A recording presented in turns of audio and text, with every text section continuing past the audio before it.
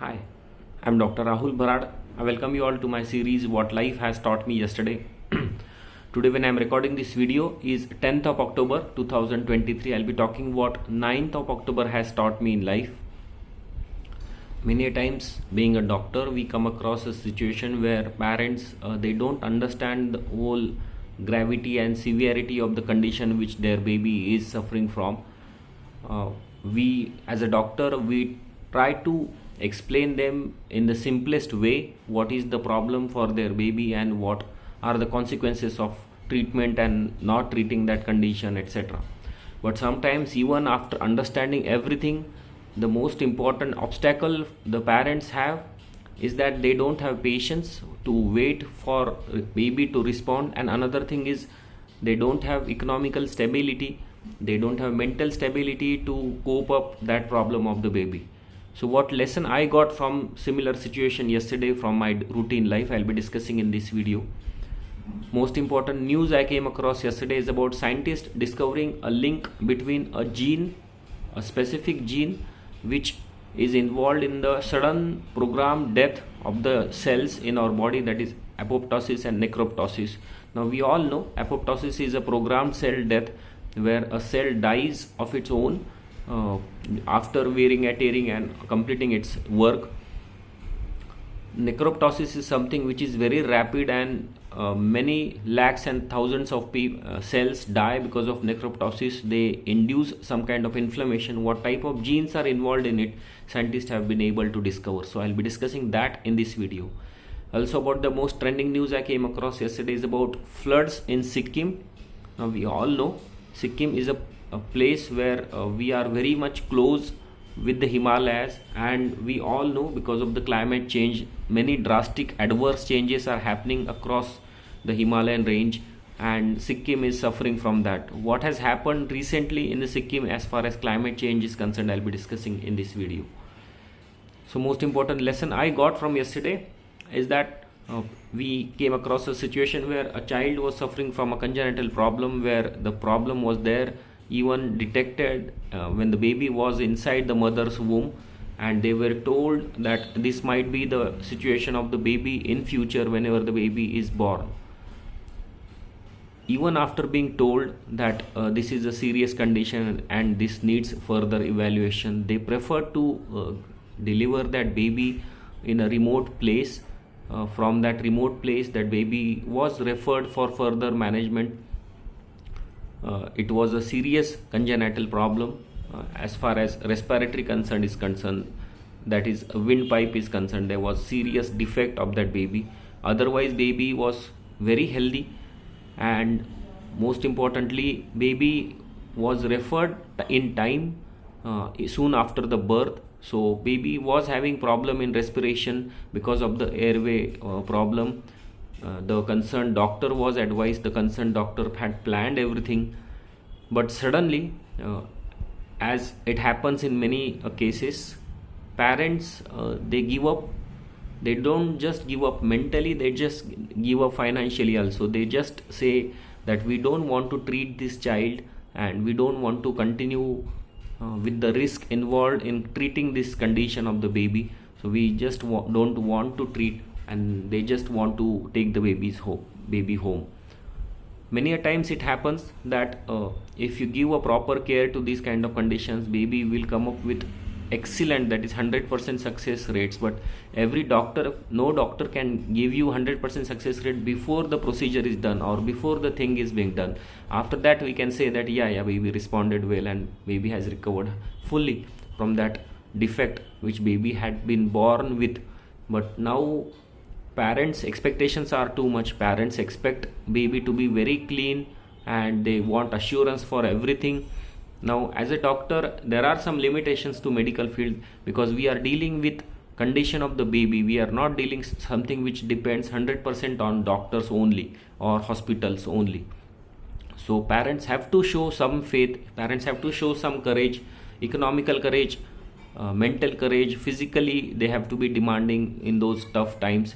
So whatever kind of support is needed, we all always give. We all doctors, we all nurses, all the hospital staff also give them whatever support they need. But in few cases parents just give up. That's very sad for the baby. Then they just decide to take away all those babies home without giving without going to any other hospital also. So there is no problem of affordability. It is just their mental block that they don't want to face that problem.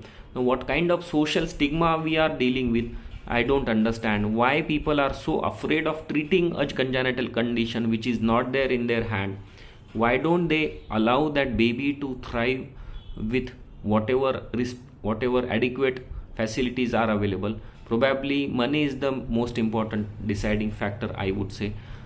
If it is so, why government cannot intervene in such cases? Now we all know many of the surgeries or complicated surgeries are not it's not possible to get it done in a government setup.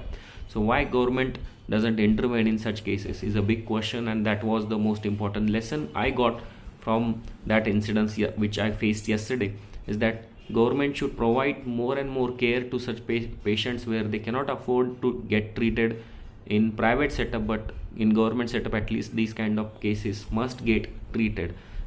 Enough of talking, enough of paperwork. I'm saying I want as a doctor these things to be done practically on the ground and not just on the paper.